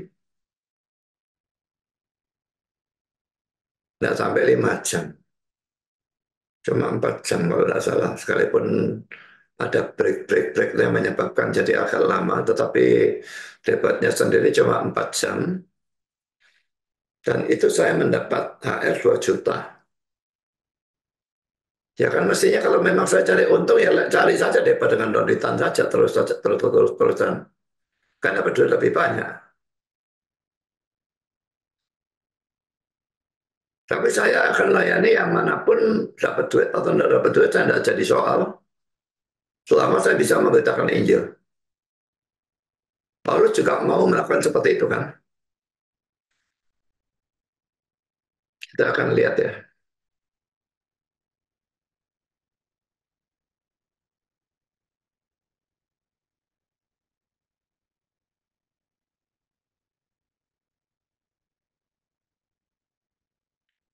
Saya baca satu Korintus 9 mulai ayat 13. Tidak tahukah kamu bahwa mereka yang melayani tempat dalam tempat kudus mendapat penghidupannya dari tempat kudus itu, dan bahwa mereka yang melayani mesbah mendapat bagian mereka dari mesbah itu. Jadi orang dalam perjanjian lama ini ya, Lewi dan imam-imam mendapatkan penghidupannya dengan melayani mesbah, melalui persembahan persepuluhan yang diberikan suku-suku lain, karena mereka ini tidak kerja, tidak punya tanah, bahkan full time, jadi mereka harus dibiayai oleh suku-suku yang lain, karena itu harus ada persembahan persepuluhan. Lalu ayat 14-nya, demikian pula Tuhan telah menetapkan bahwa mereka yang memberitakan Injil, berarti yang dalam perjanjian baru, harus hidup dari pemberitaan Injil itu. Jadi orang-orang tolol itu yang mengatakan bahwa persembahan persepuluhan dalam zaman PP sudah dihapuskan, itu tidak pernah mengerti ayat ini ya. PL dan PP tidak dibedakan oleh Calvin, oleh Paulus ya. Dan tafsiran dari Calvin yang mengatakan bahwa ayat 13 itu persepuluhan di dalam persembahan di dalam zaman PL, dan ayat 14-nya itu jelas sama. Karena sama-sama full timer ya, biarpun namanya dulu Lewi dan imam, sekarang namanya pendeta atau pengajar atau penginjil, tapi mereka full timer, maka mereka tetap harus dibiayai oleh jemaat. Dan karena itu persembahan persepuluhan itu harus tetap berlaku. Saya lanjutkan dengan ayat 15, tetapi aku tidak pernah mempergunakan satu pun dari hak-hak itu. Paulus tidak mau diberi karena alasan khusus. Dari jemaat yang lain dia mau. Tapi dari jemaat Korintus dia mau. Karena apa? Ada rasul-rasul Paulus di sini yang memfitnah dia kerjanya. Jadi kalau dia menerima uang nanti dia difitnah lagi, nanti itu orang mata duitan Paulus itu. Nah, karena itu dia tidak mau mempergunakan satu pun dari hak-hak itu. Aku tidak menulis semua ini supaya aku diperlakukan juga demikian. Sebab aku lebih suka mati daripada titik-titik. Sungguh kemegahanku tidak dapat ditiadakan siapapun. Karena jika aku memberitakan Injil, aku tidak mempunyai alasan untuk memegahkan diri. Sebab itu adalah keharusan bagiku. Celakalah aku jika aku tidak memberitakan Injil. Kalau andai kata aku melakukannya menurut kehendakku sendiri, maka memang aku berhak menerima upah. Tapi karena aku melakukannya bukan menurut kehendakku sendiri, pemberitaan itu adalah tugas penyelenggaraan yang ditanggungkan kepadaku. Kalau demikian, apakah upahku?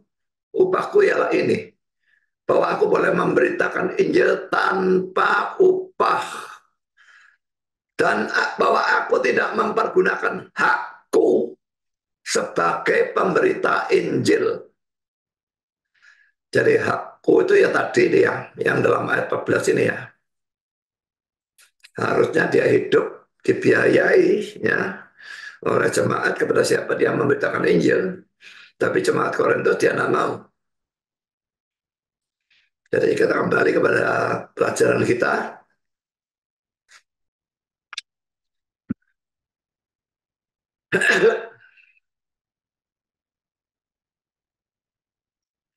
Sekarang kita lanjutkan bagian ini. Jadi karena kita harus membalas kejahatan dengan kebaikan.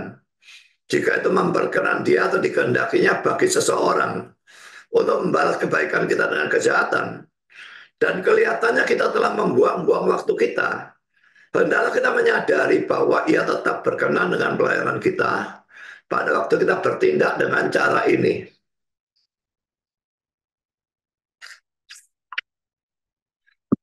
Jadi saudara, sebagai penerapan ya, kalau saudara mau melakukan sesuatu yang baik atau benar, tapi yakini dulu bahwa itu memang baik dan benar dari sudut pandang Tuhan ya, bukan dari sudut pandang kita.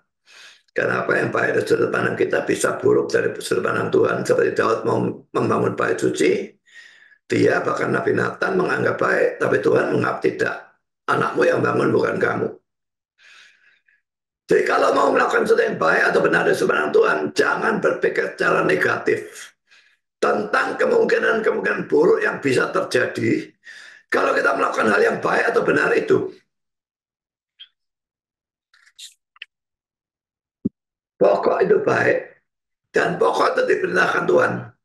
Lakukan tanpa memikirkan konsekuensinya. Kemungkinan-kemungkinan buruk yang bisa terjadi kalau kita melakukan hal yang baik atau benar itu.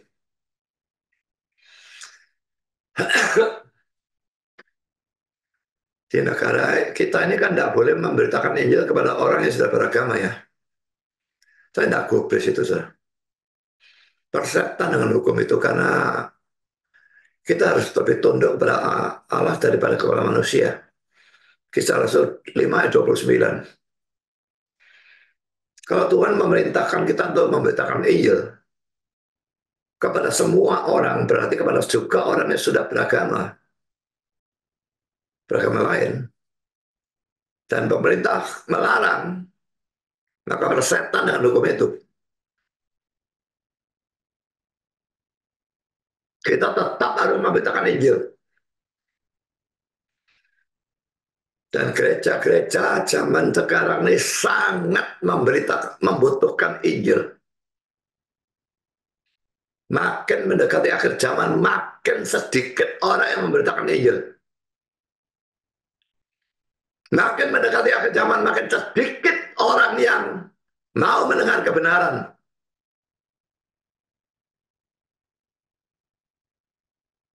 Saya lihat saja di YouTube ya. Orang yang tidak karu-karuan untuk motivator ya, itu yang subscribe dia itu 1 juta lebih. Philip Mantova yang tidak karu-karuan dengan Tuhannya itu subscribernya juga mendekati itulah. Ranking kedua kalau tidak salah.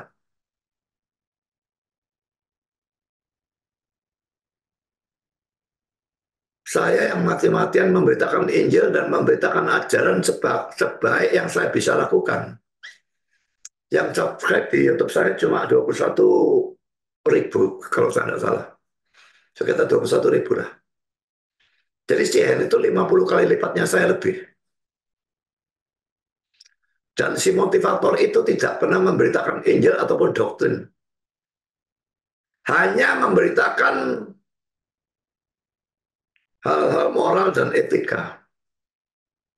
Itu yang disenangi oleh orang. Makin mendekati akhir zaman, makin mereka tutup telinga bagi kebenaran, buka bagi dongeng. Ajaran yang mengatakan ajaran yang tidak ada doktrin sama sekali, dan hanya moral dan etika, itu ajaran sesat.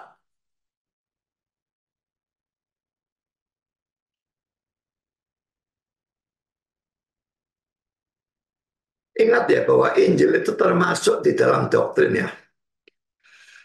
Jadi kalau kita tidak memberitakan doktrin sama sekali, ya kita sama sekali tidak memberitakan Injil juga. Memang mendengar ajaran moral dan etika itu enak. Gampang dimengerti, langsung bisa diterapkan. Hormatilah ibu bapakmu, jangan mencuri, jangan berdusta, dan sebagainya. Seperti itu, gitu-gitulah. Dan orang itu cara membawakannya enak. Tapi saudara ikut dia terus, saudara bakal bertumbuh. Lah. Saya juga kadang-kadang mengajarkan ajaran moral ataupun etika. Seperti pada bagian ini nanti kan ada ya kebaikan yang dibalas dengan kejahatan dan sebagainya. Ini kan ajaran moral sebetulnya. Tapi di tengah-tengah ajaran moral ini juga ada doktrin-doktrinnya nanti. Tadi saya mengatakan Calvin mengatakan dosa tercakup dalam rencana Allah itu doktrin. Jadi dengan posisi seperti ini campur ya. Tergantung teksnya bicara apa, teksnya bicara doktrin ya bisa masuk dalam doktrin, teksnya bicara tentang moral ya bisa bicara moral.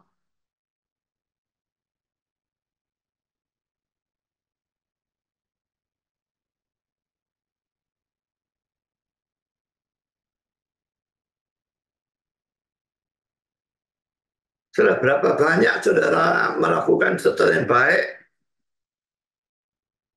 lalu berpikir, waduh nanti jadi ini, nanti jadi itu, nanti jadi geger, lalu tidak jadi lakukan. Memang memberitakan Injil selalu bisa membuat saudara jadi gegeran dengan orang yang saudara Injili. Teman saudara Injili, taruh saudara Injili, bisa membuat dia menjauhi saudara. Nggak mau berteman lagi. Bosan aku lihat kamu. Ngomong Yesus, Yesus, toib, beledak. Saya tidak usah koncoan lah. Sangat bisa, saudara. Di samping memberitakan Injil, tidak bisa tidak.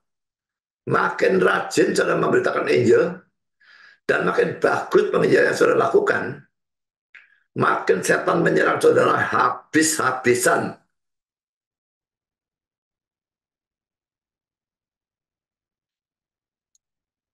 Selama masih ada waktu, saudara, beritakanlah Injil. Mari kita melihat nubuatnya Paulus itu ya.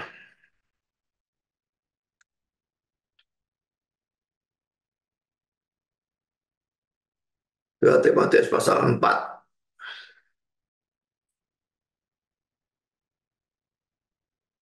Saya bacakan ayat 2 sampai dengan ayat 4. Beritakanlah firman, siap sedialah baik atau tidak baik waktunya. Jadi gunakan seadanya kesempatan. Nyatakanlah apa yang salah. Tegurlah dan nasihatilah dengan segala kesabaran dan pengajaran. Karena akan datang waktunya orang tidak dapat lagi menerima ajaran sehat.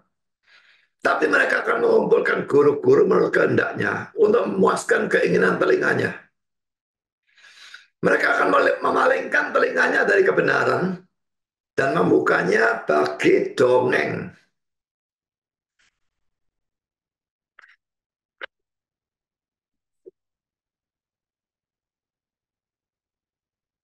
Sekarang ini sudah sedikit orang yang bisa mendengar ajaran yang benar. Tapi makin mendekati akhir zaman, makin tidak ada orang yang mau untuk mendengarkan kebenaran. Yang senang ya dongeng-dongeng model trip to hell dan segala macam ngomong kosong itu. Makanya berulang kali saya katakan kalau mau jadi pendeta yang laris, jadilah nabi palsu. Beritakanlah ajaran sesat, membualah dengan segala macam trip to hell dan pergi ke surga, pergi ke neraka, diajar langsung oleh Yesus 40 hari 40 malam dan segala macam omong kosong itu. Makin saudara berani membual, makin laris saudara. Tapi kalau saudara mau menjadi nabi asli, memberitakan Injil dengan sungguh-sungguh, mengajar dengan sungguh-sungguh, saya jamin saudara nggak laku. Lihat saja yang nonton punya saya berapa. Padahal pembahasan eksposisi yang saya lakukan itu sebetulnya merupakan betul-betul kalau orang cinta firman Tuhan, dia mestinya senang pada eksposisi, karena eksposisi itu membuat kita mengerti betul-betul ayatnya. Saya tidak bilang bahwa doktrin tidak penting. Saya tidak bilang bahwa ajaran moral etika tidak penting. Tapi dari semua yang terpenting menurut saya adalah eksposisi. Mengapa kalau debat itu saya cepat sekali bisa tahu orang ini mengambil ayat itu secara salah. Karena saya tahu eksposisi itu memang kalau mereka mengambil ayat yang saya tidak pernah eksposisi, ya mungkin saya bisa tidak tahu.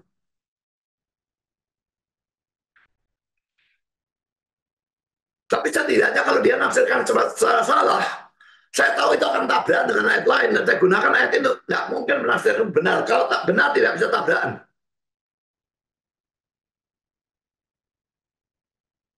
Jadi belajar Alkitab secara eksposisi menurut saya adalah yang terpenting.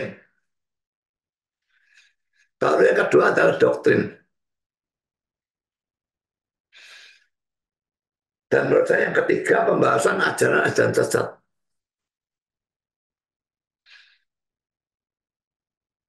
Baru yang selanjutnya pembahasan antar aliran seperti debat lawan Armenian gitu ya, Stephen Liao.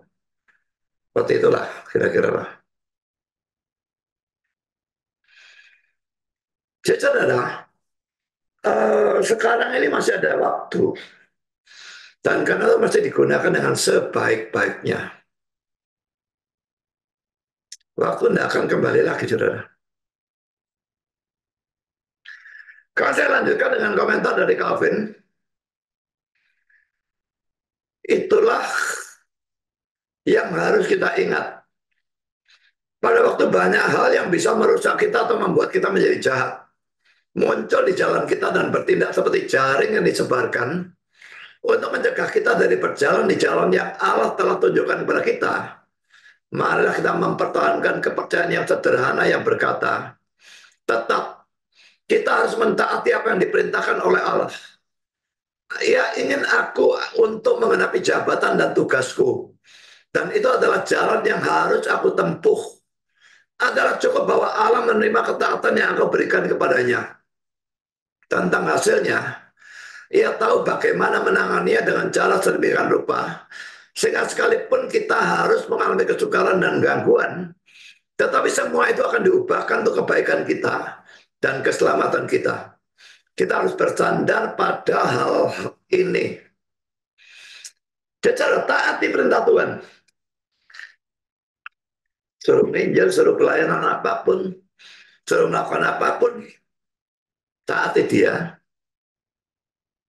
Kalau nanti hasilnya adalah kesukaran, gangguan, dan bencana dan sebagainya, kita harus percaya bahwa semua itu diatur oleh Tuhan, ditetapkan dan diatur oleh dia ya. Dan kalau kita adalah orang pilihan atau anaknya, maka dia pasti bekerja dalam segala sesuatu untuk mendatangkan kebaikan bagi kita. Sekarang Matthew Henry, Nahas adalah seorang musuh bagi Israel. Seorang musuh yang kejam, 1 Samuel 11 ayat 2, yang mau congkel mata orang Yabes Gilead itu ya. Tetapi telah menunjukkan kebaikan terhadap Daud. Mungkin hanya dalam pertentangan dengan Saul. Jadi dia kan diserang oleh Saul gara-gara Yabes Gilead itu. Nah, karena permusuhan dengan Saul, lalu Saul juga musuhan dengan Daud. Bukan Daud memusuhi Saul, tapi Saul memusuhi Daud. Maka dia menjadi baik dalam Daud. Ya, mungkin dalam pertandingan Saul yang tidak baik kepada Daud. Tetapi bagaimanapun jika Daud menerima kebaikan, ia tidak baik dalam memeriksa dasar-dasar dan prinsip-prinsip dari kebaikan itu. Jadi motivasi orang untuk berbuat baik itu tidak usah dipedulikan, saudara. Ya, tetapi harus memutuskan dengan rasa terima kasih untuk membalas kebaikan itu. Orang diam-diam ngasih saudara uang, bantuan, atau apapun. Pokoknya orangnya berbuat baik. Buat saudara, jangan pikirkan motivasi dia apa. Dia munafik kayak apa kayak.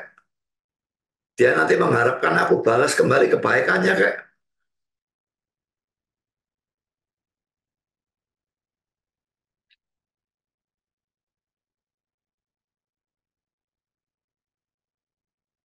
Tidak usah dipedulikan, saudara. Kalau saudara tahu bahwa pokoknya dia berbuat baik dan menolong saudara, dan betul-betul saudara tertolong, kita memang harus berusaha membalas kebaikan. Membalas kebaikan dengan kebaikan itu manusiawi ya. Jika seorang Farisi memberikan sedekah dengan kesombongan, sekalipun Allah tidak akan memberi pahala kepadanya, tetapi ia yang menerima sedekah itu harus berterima kasih untuk itu. Allah mengetahui hati, tapi kita tidak. Ya, kita tidak tahu motivasinya orang untuk berbuat baik pada kita itu apa, kan kita tidak tahu.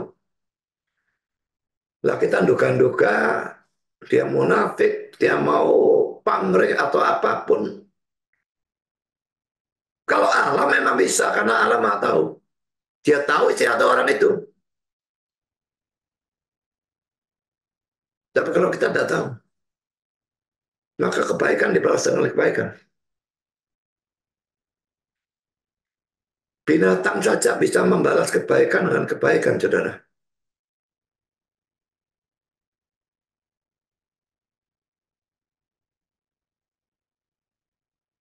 Sering saya melihat video tentang orang yang berbuat baik pada seekor binatang.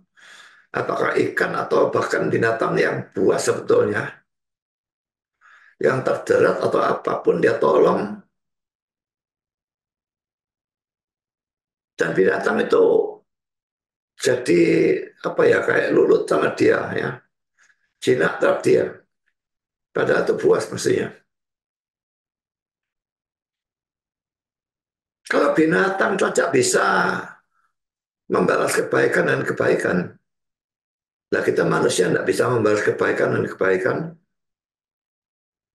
Apalagi kita jadi seperti Hanun ini yang membalas kebaikan dan kejahatan. Itu lebih buruk dari binatang. Itu adalah sikap atau tindakan setan.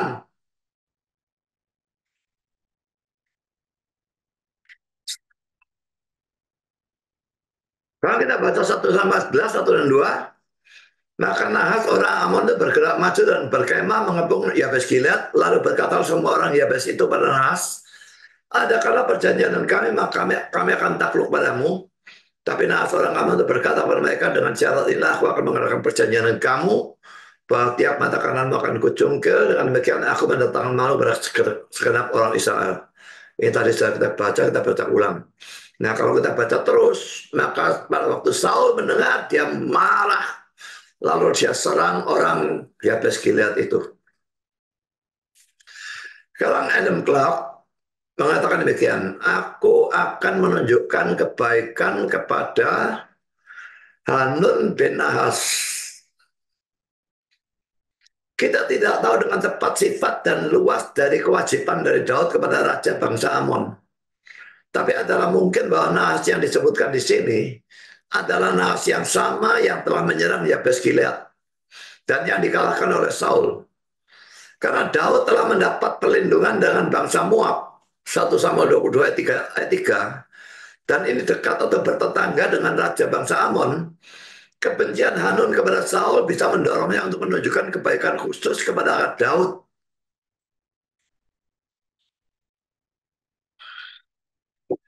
1 Samuel 22 ayat 3. Dari sana Daud pergi ke Mispa di Moab dan berkata kepada Raja negeri Moab, izinkanlah ayahku dan ibuku tinggal padamu. Jadi Raja Moab berbuat baik pada Daud, menampung ayah dan ibu Daud. Sampai aku tahu apa yang dilakukan Allah kepadaku. Sekarang Albert Barnes, sejarah tidak mencatat apapun tentang kebaikan Nahas kepada Daud. Tetapi permusuhan antara keluarga Nahas terhadap Saul bisa telah mencondongkan dia untuk bertindak secara menyenangkan terhadap musuh dari Saul, yaitu Daud. Dan jika di sana ada hubungan keluarga apapun antara keluarga Daud dan Nahas, 2 Samuel 17 ayat 25, maka ini bisa telah meningkatkan persahabatan itu.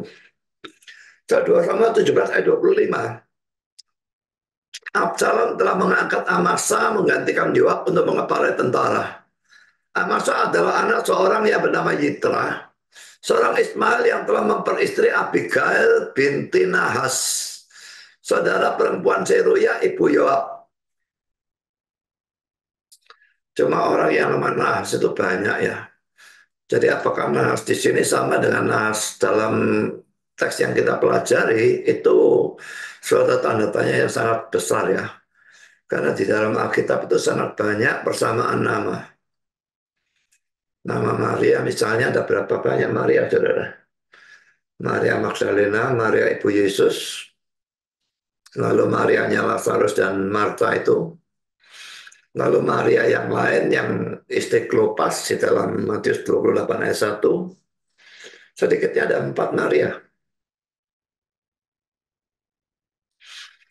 Karena itu kita mesti berhati-hati kalau nama yang sama gini lalu langsung disamakan.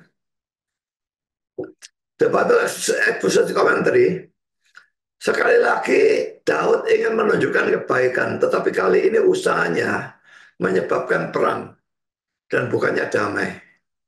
Tindakannya kepada tetangganya disalah mengerti. Dan Daud harus mempertahankan kehormatannya maupun kehormatan dari Tuhan dan bangsanya. Jadi saudara, kalau saudara mau menyalahkan Daud, ini kan kita harus mengasihi musuh. Berdoalah bagi mereka mengenai kamu dan sebagainya.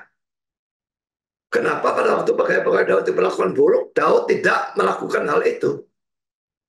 Kenapa dia malah berperang melawan mereka? Ingat bahwa Daud tidak bersikap sebagai seorang pribadi ya. Tetapi dia mewakili seluruh bangsanya dan bahkan Tuhannya.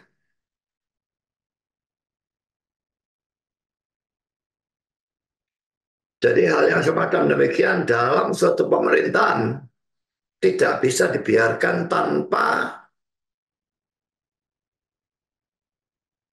menyebabkan pemerintahan atau bangsa itu dihina. Suatu bangsa, suatu pemerintahan harus mempertahankan kehormatan. Tidak bisa membiarkan dirinya dihina seenaknya sendiri. Dan kalau kita nanti akan mempelajari penghinaan yang diberikan, itu penghinaan yang luar biasa buruk bagi orang Yahudi. Bahkan bukan bagi orang Yahudi sudah buruk, tapi bagi mereka lebih buruk lagi. Jadi saudara jangan heran kalau saudara melakukan kebaikan atau menunjukkan kebaikan kepada seseorang, lalu yang terjadi adalah perang. Dan contoh yang paling sering terjadi adalah kalau kita memberitakan Injil kepada seseorang. Sekalipun tujuan kita mulia dan baik, yaitu betul-betul ingin menyelamatkan orang itu. Tapi yang terjadi bisa adalah perang. Demikian juga kalau kita menegur seseorang dari kesalahan atau dosanya, atau ingin meluruskan teologianya atau prakteknya yang sesat. Gara-gara saya bahas perbandingan Kristen Protestan dan Roma Katolik, banyak sekali Katolik yang ngamuk.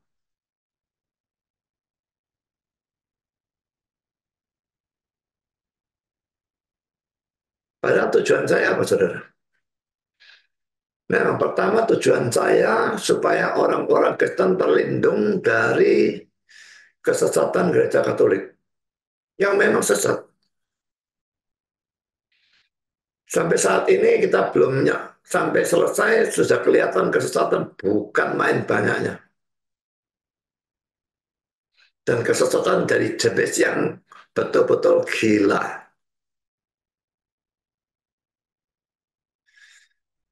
Tujuan kedua sebetulnya menginjili mereka.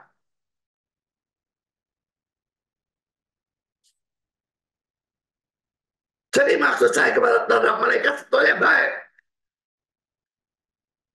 Cuma mereka dalam tanda petik menyatakan perang. Kemarin ada Katolik yang nantang saya debat. Cuma saya bilang, kamu kok posisinya apa? Aku udah debat sama kerucuk-kerucuk yang nggak ngerti apa-apa. Sedikitnya panggil pastormu sini.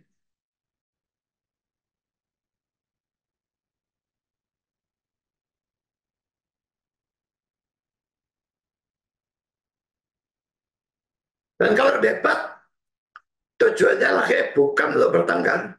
Kalau dari saya, kalau dari mereka gimana urusan mereka. Kalau saya mau debat, tujuan saya memberitakan Injil.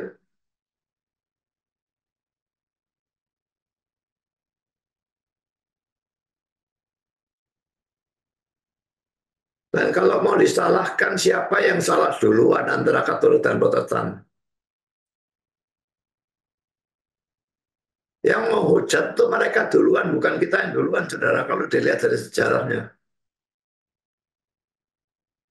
Saya sudah pernah menunjukkan dalam pembahasan Katolik dan Protestan itu ya. Sidang gereja Trente kalau mereka baca. Mengutuk orang-orang yang percaya keselamatan atau pembenaran oleh iman saja.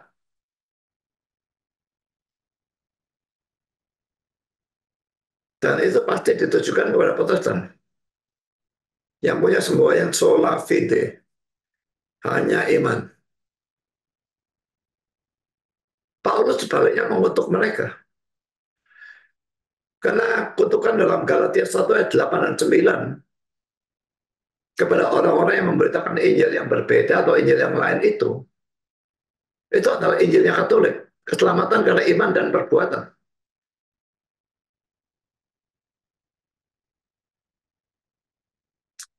Jadi kalau dalam sejarah mereka yang lebih dulu untuk kita, kenapa kita nggak boleh bentuk mereka dan mengatakan sesat? Tapi tetap motivasi saya untuk memberitakan Injil kepada mereka. Kamu sesat, kamu tidak bertobat, kamu masuk neraka.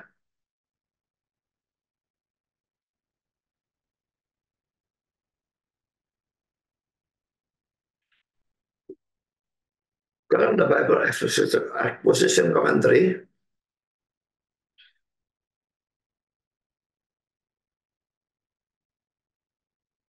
kemenangan militer pertama Raja Saul adalah melawan Naas dan pasukan Amon ketika mereka menyerang Yabes Gilead 1 Samuel 11. Seperti Amon, orang Moab adalah keturunan Lot. Kejadian 19 ayat 30 dan terusnya.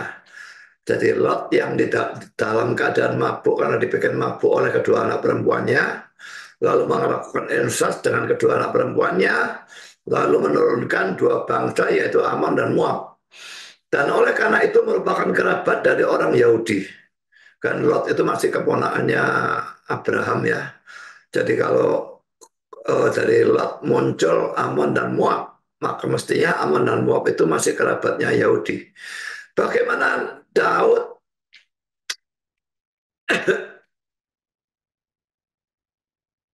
Bagaimana Daud menjadi bersahabat dengan orang Amon ketika pendahulunya berada dalam perang dengan mereka?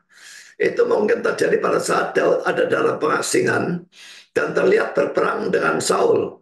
Selama masa-masa pelariannya tersebut, Daud mencoba membangun jaringan persahabatan di luar Israel yang diharapkan akan membantunya ketika menjadi raja.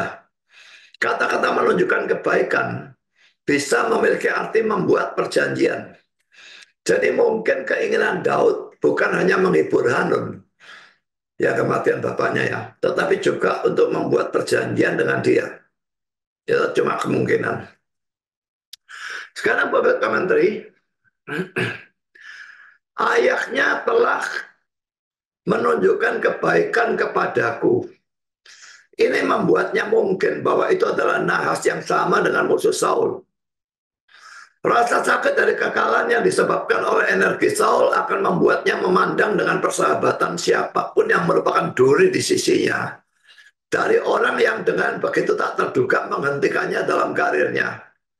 Dan oleh karena itu ia melakukan kebaikan kepada Daud.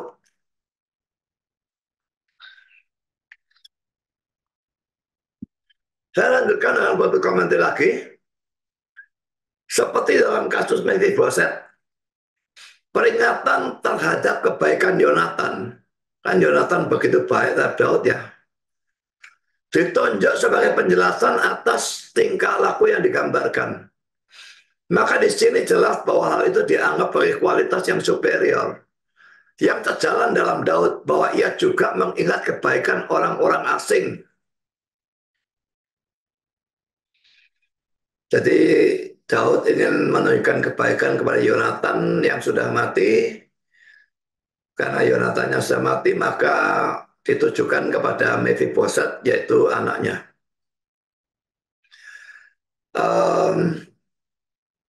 Saya bacakan 2 Samuel 4 ayat 4 tentang Mephiboset itu. Yonatan anak Saul mempunyai seorang anak laki-laki yang cacat kakinya. Ia berumur 5 tahun ketika datang kabar tentang Saul dan Yonatan dari Israel. Inang pengasuhnya mengangkat dia pada waktu itu, lalu lari, tetapi karena terburu-buru larinya, anak itu jatuh dan menjadi timpang. Ia bernama Mephiboset. Lalu dalam 2 Samuel 9 ayat 11 berkatalah Daud, masih adakah orang yang tinggal dari keluarga Saul? Maka aku akan menunjukkan kasihku kepadanya oleh karena Yonatan. Adapun keluarga Saul mempunyai seorang hamba yang bernama Sibah. Ia dipanggil menghadap Daud, lalu raja bertanya kepadanya, engkau ke Sibah? Jawabnya, hamba Tuanku. Kemudian berkatalah raja, tidak adakah lagi orang yang tinggal dari keluarga Saul? Aku tidak menunjukkan kepadanya kasih yang dari Allah.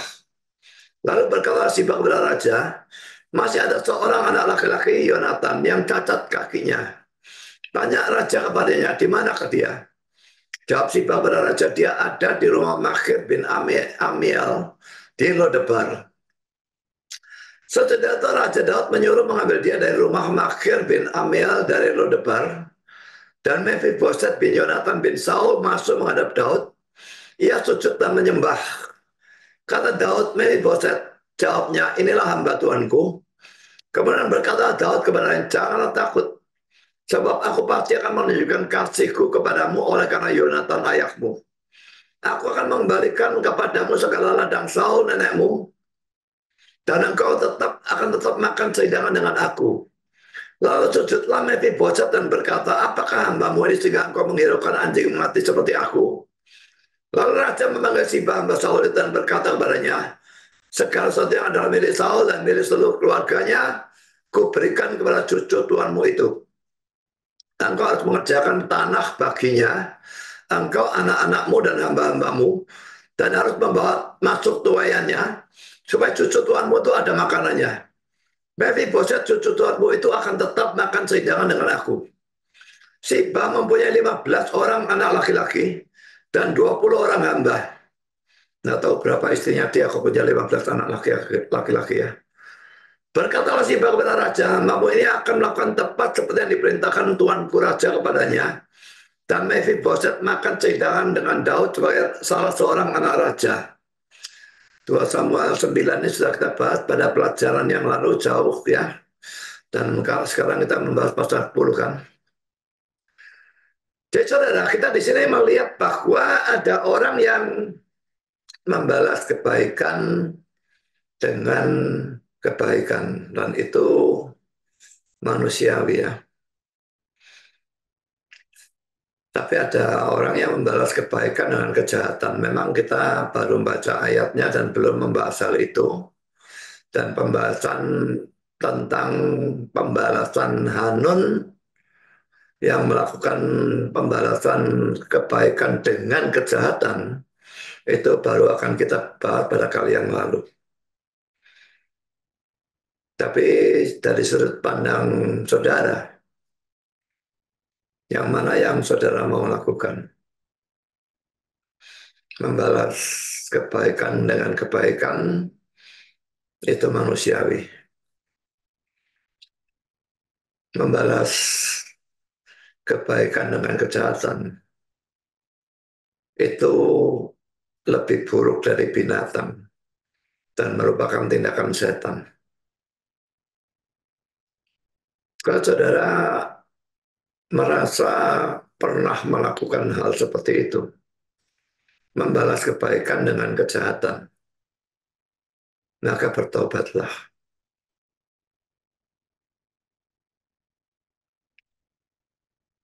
Tuhan memberkati saudara. Amin.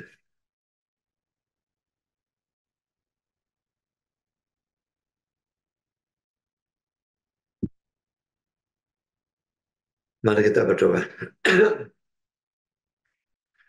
Bapa di surga, terima kasih Engkau sudah pimpin kami dalam acara firman.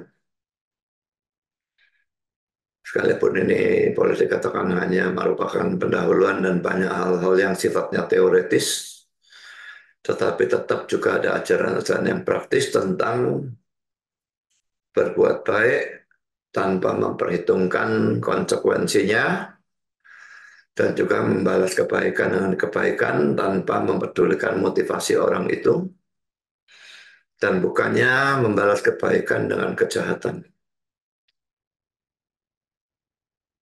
Kami tetap berdoa untuk dalam mempersiapkan lanjutan dari bagian ini, supaya terus bisa memberikan khotbah-khotbah yang baru dan tidak terus memberitakan khotbah-khotbah yang lama. Tolong dalam tidurnya yang seringkali terganggu menyebabkan dia tidak bisa belajar, dan tolong juga di dalam alergi yang sekarang ini kumat secara begitu parah, dan berikan dia kesehatan supaya dia bisa tetap belajar dan mempersiapkan khotbah dengan baik, dan kalau boleh terus bisa mempersiapkan khotbah-khotbah yang baru, supaya makin lama makin banyak bagian Alkitab yang dieksposisi.